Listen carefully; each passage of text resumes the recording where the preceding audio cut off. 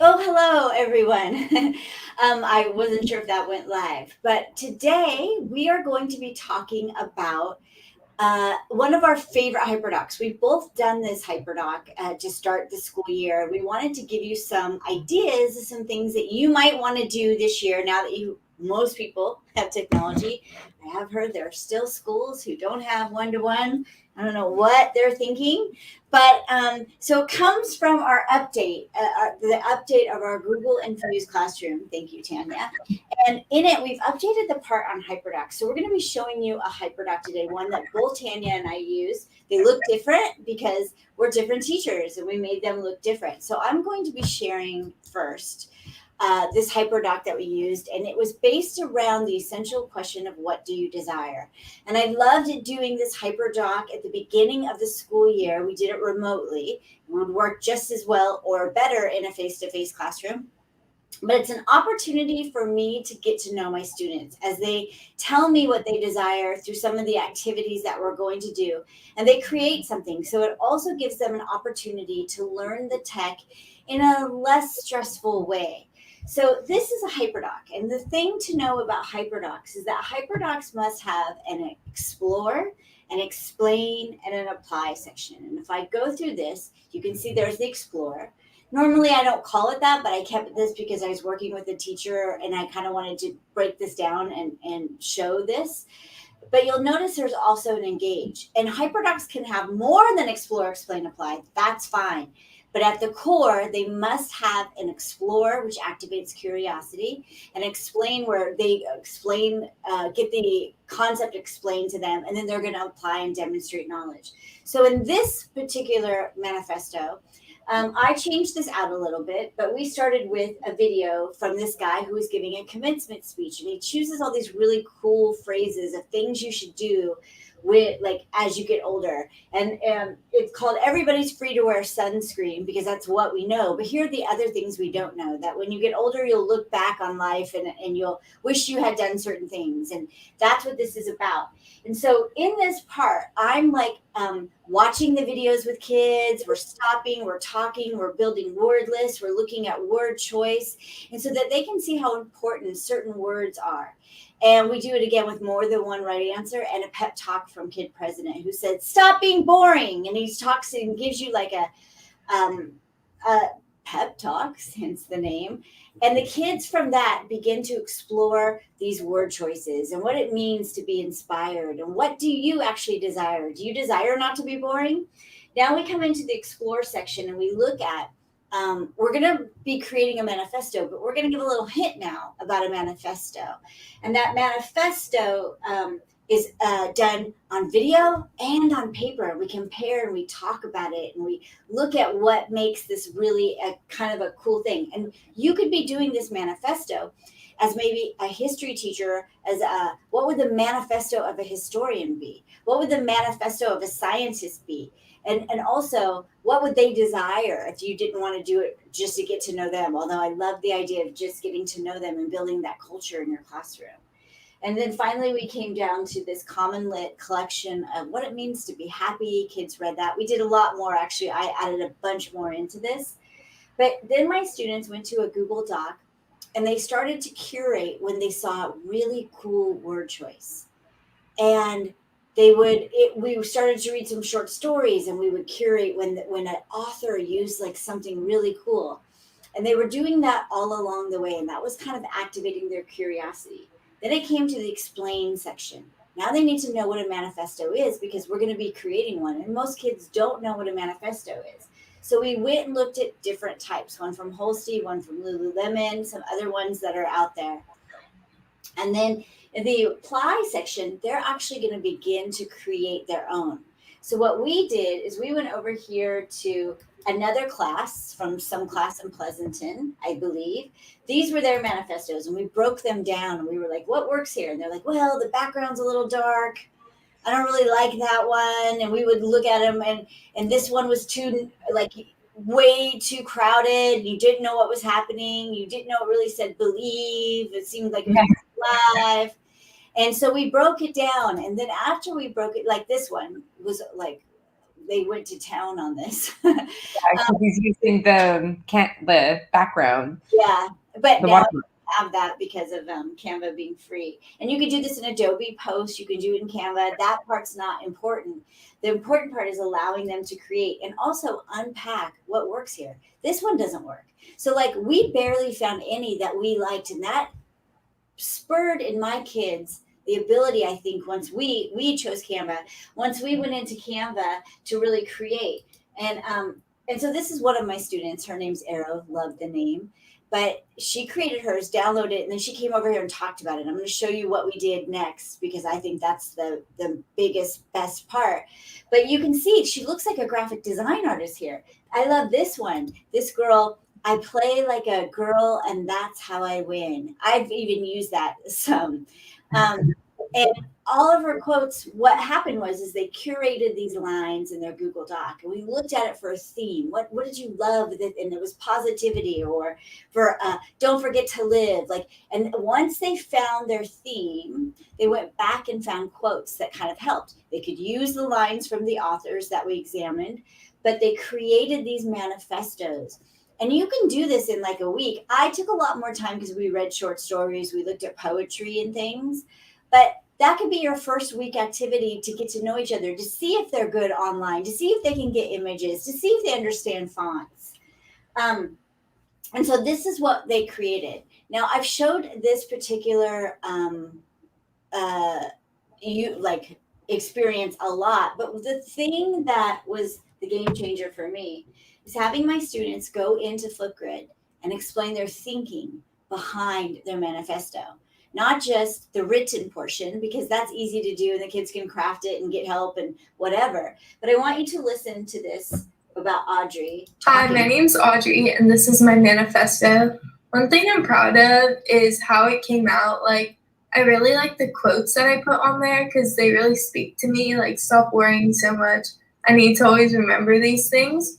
And then something I change is like I use a lot of fonts, I feel like. Okay, so I have a student talking about fonts in 2021.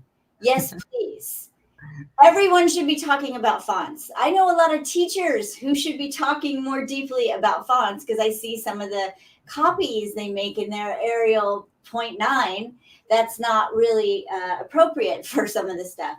But if I keep going, she talks about the background, she talks about why she chose some of the ones she chose, but at the end we hear her kind of describe something that I wouldn't get in just a written response, I don't think. Quotes and just organize it before they're put on the manifesto.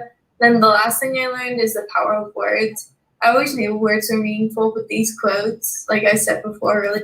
I learned the power of words. In this particular example, I'm teaching language arts. That should be everyone's goal in language arts, to learn the power of words. So this was, and Tanya's going to explain, she did the same one. She's going to show you how she did it a little differently because she had a different class. They were older. So I did it with 8th graders. I know people, and I've worked with people doing it with 3rd and 4th graders. They like, one teacher told me maybe a week and a half ago, she cried when these came in. Oh, she hadn't seen her students so engaged in learning before. Yeah, this is the best activity I've ever done. And the students in my class said it was their favorite activity of the class. So that says everything. Forget what I like. They loved it. And it might not be jumping right into your content, but you know what? That's probably what we need to do right now with all of the stress. Think of it as a social and emotional learning activity. You get to examine what your desires are because people haven't been asking right now. We've been fighting over masks. And we haven't sat down and said, what do you desire? Yeah. What are your goals? And so it's such a great activity. What I'm going to do is in the Facebook group, I'm going to put a link to mine. You're going to want to change it. This was for my kids. We did different stuff. But I will put a link to it and you can file and make a copy and make it your own. But I just want to point out that it became this place where this HyperDoc was our portal, let's say. And instead of having a bunch of assignments in Google Classroom or Schoology, I had this one doc that we kept going back to. So it wasn't crowded and everything inside of the learning management system. We kept coming back to this, but I didn't just say, go do these tasks. We stopped, we talked, we built a word list. We examined what does he mean when he talks about like someday you're going to look back at your life and know like how pretty you are, or never talk about weight is what one of the things he says, something like this. And so if we think about it, we activate curiosity. We help them manage and keep track of their learning because it's inside of this HyperDoc. Remember, a HyperDoc has an explore, explain, apply section and 4 C's, meaning they have an opportunity to collaborate, which they did. They have an opportunity to communicate, critically think, and create something in that final manifesto. And we allow them to apply and demonstrate their knowledge in a creative way. So proud. They're all so proud of it. And then finally, you saw Audrey reflecting on that experience. And so that's in my opinion, the perfect blended learning lesson. And it looks a little something like this. And then Tanya's going to talk about hers. But it's this infused classroom framework. We activate their curiosity. We manage and keep track of learning. We apply and demonstrate their knowledge. And then there's that reflection piece. Anyway, I was just thinking you have heard me talk about this on your Adobe show the other day. But yeah, why don't you now share? I'm going to take mine off. And like how you did it differently with high schoolers and in a different class. Totally. And this is, as Holly said, it's really a great back to school activity as well, to build a classroom culture and community, to build empathy with your class. And my students absolutely love it. So I did this with high school students. A little bit of difference. We started with Alan Watts' What Do I Desire? And I can see why Holly started it off a little bit differently, because it's a lot deeper, right? And so the conversation became a lot deeper. It's very philosophical. So we did that. We explored the texts and kind of, we're able to pull out really key pieces of it, but it's higher level thinking in there. Not to say that I think some 8th graders would get it, but I can definitely see how the change it didn't resonate. Mm-mm. Yeah. Okay. There you go. So like the first period, but I took it out by second. No, totally. I totally can see that. I was watching Holly's shifts and I was thinking about the psyche of a 7th and 8th grader versus like a 10th and 11th grader. And it's true. There's definitely some developmental kind of like key pieces there. But that's the beauty of this. You can modify, you can adapt. But I think I don't want to get into like it's so much, but I think what was really joyful for my students and for me was it was a great way to really teach through the project. So like one of the things that I really wanted to focus on with my students as well at the beginning of the year as a foundation was to learn where their digital fluency skills were, and also look at their understanding of how to create content in a beautiful way, right? So the design and aesthetics elements that were really important and integral for their communication skills. And so what was great was like having them put that first iteration out and seeing as a baseline where they were in their design skills, and then being able to go in and teach through the creation. So like, okay, now I know this is where you are, and now we can go up from there. And so I was able to see, okay, baseline, this is what they've pulled out. So this is going a little further. I'm not getting into like I'm saying, once we hit apply, there was a lot of learning that was doing and a lot of feedback and formative assessments that, a lot of loops that I was looking for to figure out where their skill sets were. And then I was putting in mini lessons to teach about aesthetics and design there, because those are skills that often get overlooked, but are actually very important and that kids need to know. As we are all communicating visually more and more, and it is more and more important for us to be able to get our message across in a visual way. So that was one of the things that I really focused on. And so Holly, I love, Holly did it with slides, which is great because it's so easy there. If you have Google, it's free. And she had them collaborating. For me, what I had done is I used Padlet and had all of my classes submit in one space. And I love this because all of my students were able to see all of the different classes work. And what was so powerful for me and for them was like, I'm not kidding. I've told this to Holly. It was like mind blowing. By like 3rd period, I would have kids emailing me after like when they were about to submit. By third period, I'd have students from like 0 period, first period. Like I would get kids throughout the day starting to email me saying, "Hey, Miss Everett, can you take it down? I want to resubmit." And like, Holly, isn't that the best? Like that's like yes, yes.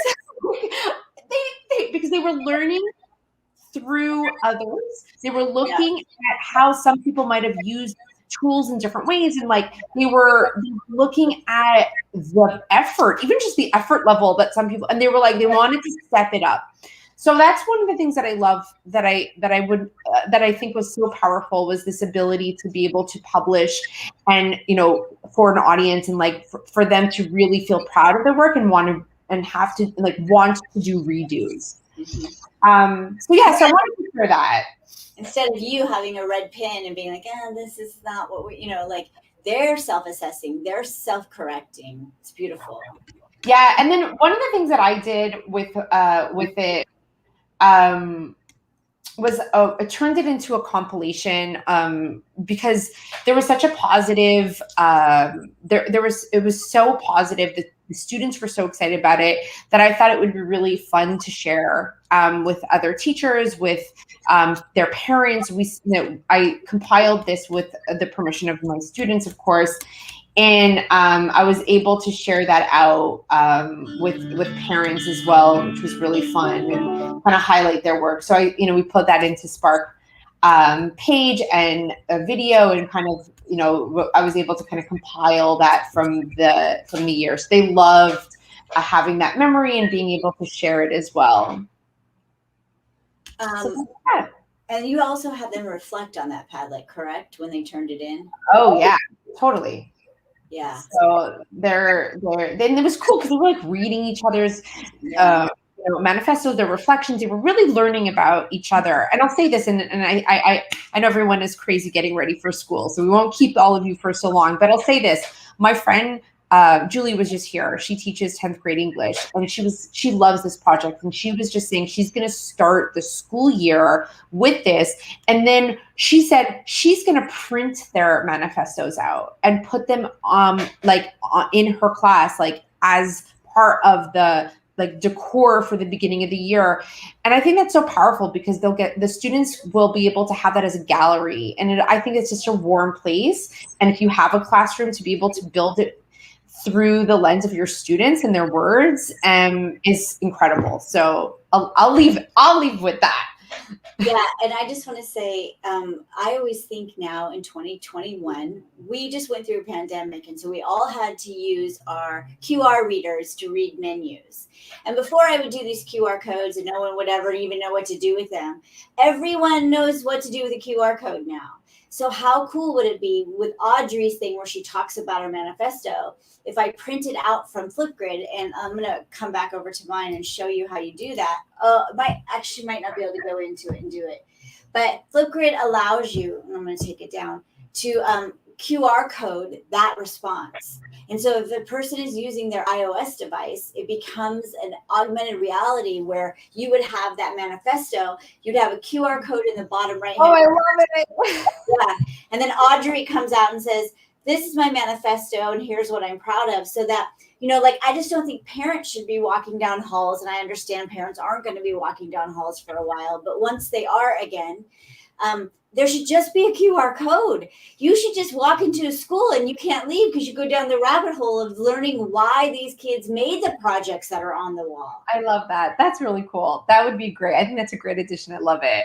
Well, I would love to know from you, those of you who are watching or who are going to watch, is this something you will do? Is this something that you might actually apply with your classroom this year? Holly, wouldn't you love to see in the community people sharing out student manifestos? I think that would be so cool. If you can, of course. So share with us. Let us know, how might you use this with your students this year? Is this something that you might use? I would love to learn from you guys and see how you might make some modifications and remix this HyperDoc yourself as well.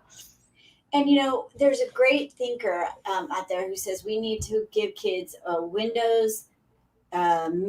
mirrors, windows, and sliding glass doors.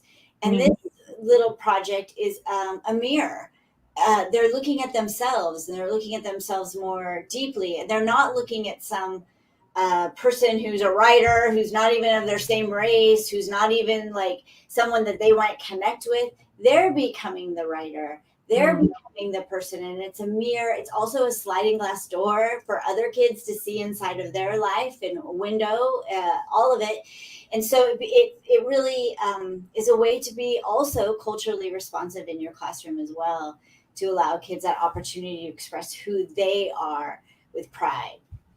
So, okay, thank you everyone. And I put the link to that Google Doc file. Make a copy. This one was for my kids. I don't love the more than one right answer, but my team teacher did. So it's in there, and maybe you'll love it the way she does. Doesn't mean like you have to keep the ones that we have. So thanks everyone, and good luck this year. Go team.